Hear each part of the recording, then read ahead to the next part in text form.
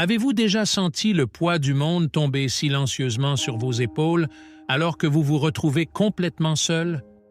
Aujourd'hui, nous ne nous contenterons pas de parler, mais nous plongerons dans les eaux profondes de la solitude à travers les yeux de l'un des plus grands penseurs de tous les temps, Carl Jung. Il ne s'agit pas seulement d'absence, de vide. La solitude est un univers vaste et sans limite, où la douleur et la croissance dansent dans une étreinte qui peut transformer l'âme. Préparez-vous à découvrir comment cet état tant redouté peut en réalité être la clé pour ouvrir les portes cachées de votre être intérieur. La solitude, un sentiment si universel et pourtant si profondément personnel. Elle nous enveloppe souvent comme un manteau froid et lourd, une ombre qui suit nos pas les plus silencieux. Cela peut se manifester dans une salle pleine de voix et de rires, où l'on se sent isolé malgré la présence des autres, ou cela peut être cet endroit secret vers lequel nous nous échappons lorsque le monde devient trop assourdissant.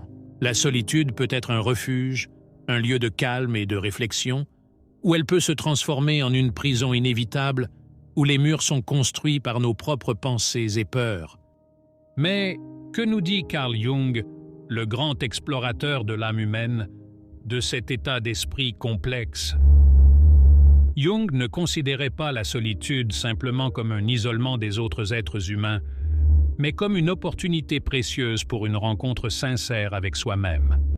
C'est dans le silence de notre solitude, loin des clameurs et des distractions du quotidien, que nous pouvons entendre les voix les plus profondes et souvent négligées de notre psychisme. Selon Jung, c'est précisément dans ces moments d'apparente solitude que le soi, notre essence la plus authentique et la plus complète, peut émerger. Sans les masques que nous portons au quotidien, sans les attentes et les jugements des autres, nous nous retrouvons face à notre vraie nature. La solitude devient ainsi non seulement un moment d'isolement, mais un pont vers la compréhension profonde de qui nous sommes, de ce que nous désirons vraiment, et des ombres qui se cachent dans notre inconscient, attendant d'être reconnues et intégrées dans notre être. Au cours de ce voyage à travers la solitude, nous découvrons qu'être seul ne signifie pas nécessairement être seul. La solitude offre une fenêtre extraordinaire sur notre monde intérieur, une opportunité rare et précieuse de se réconcilier avec soi-même, de grandir et finalement de se transformer, Voilà la beauté et le paradoxe de la solitude. Dans son silence, nous pouvons trouver les réponses que le bruit du monde nous empêche d'entendre. Carl Jung nous présente l'un des concepts les plus puissants et les plus stimulants de la psychologie analytique, l'ombre. Cette partie mystérieuse et souvent sombre de nous représente tout ce que nous avons supprimé, nié ou simplement ignoré dans notre personnalité. Il est constitué de ces désirs, émotions et traits de caractère que, par peur d'être jugés ou par besoin d'appartenance, nous avons enfouis profondément dans notre inconscient. L'ombre n'est pas seulement ce qui est sombre, mais aussi tout ce que nous n'avons pas encore exploré sur nous-mêmes. Dans la solitude, lorsque le bruit du monde s'estompe et que l'on se retrouve seul avec ses pensées, l'ombre peut surgir. Ici, la solitude devient une scène où l'ombre se manifeste, tantôt sous la forme d'un murmure, tantôt sous la forme d'un cri incontournable. Mais comment pouvons-nous faire face à ces parties de nous que nous craignons ou méprisons souvent? Le processus de reconnaissance et d'intégration de l'ombre est profondément personnel et peut être aussi douloureux que libérateur. Il faut du courage pour regarder directement dans ces coins sombres de notre psychisme et reconnaître les morceaux de nous-mêmes que nous avons exclus.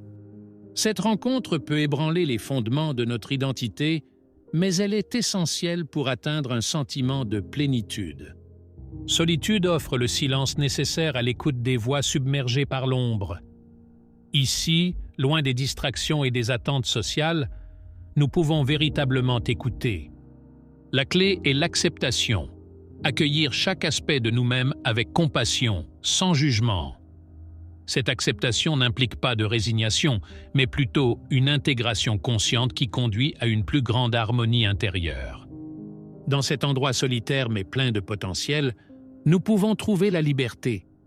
Se libérer de l'ombre ne signifie pas l'éliminer, mais plutôt lui permettre de coexister de manière équilibrée au sein de nos vies. Ce processus d'acceptation et d'intégration ouvre la voie à une transformation profonde, à un sentiment de soi renouvelé, plus authentique et plus complet. La solitude se transforme donc d'un ennemi redouté en un allié précieux, un lieu sûr pour explorer et réunir les nombreuses facettes de notre être. La solitude, souvent perçue comme un état à éviter, cache en réalité un potentiel incroyable. Ce compagnon tranquille nous pousse à explorer les territoires inexplorés de notre être intérieur, à franchir les frontières du connu et du sûr. C'est au plus profond de cet espace sacré et silencieux que l'on se retrouve face à soi, sans filtre ni distraction. Ici, loin des influences extérieures et des attentes des autres, nous sommes appelés à sonder les profondeurs de notre esprit pour trouver des réponses que personne d'autre ne peut nous apporter. La solitude devient ainsi une salle de sport pour l'âme, où peuvent être entraînés et renforcés les muscles de notre caractère et de notre volonté. Dans le calme de ces moments de solitude, de nombreuses personnes ont découvert des ressources de résilience et de courage qu'elles ignoraient posséder. La solitude nous permet d'expérimenter notre identité, de jouer avec des possibilités inexplorées et de donner de l'espace à notre créativité la plus authentique. C'est ici que de nombreuses grandes œuvres d'art ont été conçues, que des théories révolutionnaires ont pris forme et que des visions personnelles et professionnelles se sont cristallisées.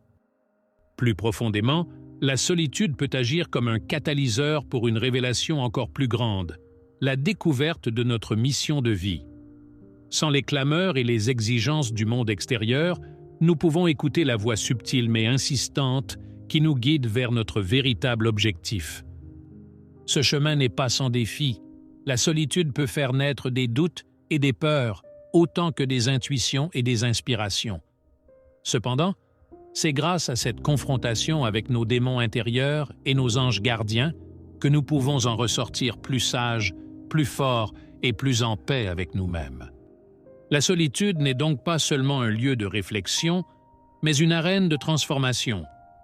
Il s'agit d'une force puissante qui, si elle est adoptée, peut ouvrir la porte à une compréhension plus profonde de qui nous sommes et de ce que nous sommes capables de faire. En embrassant la solitude, nous acceptons une invitation à grandir, à évoluer et à réaliser pleinement notre potentiel.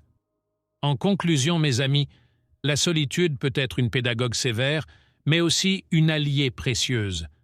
Grâce à la solitude, Carl Jung nous enseigne que nous pouvons en sortir non seulement intacts, mais renouvelés, plus sages et plus complets. Ne craignez pas le chemin solitaire, saisissez-le comme une opportunité de rencontrer votre vrai moi.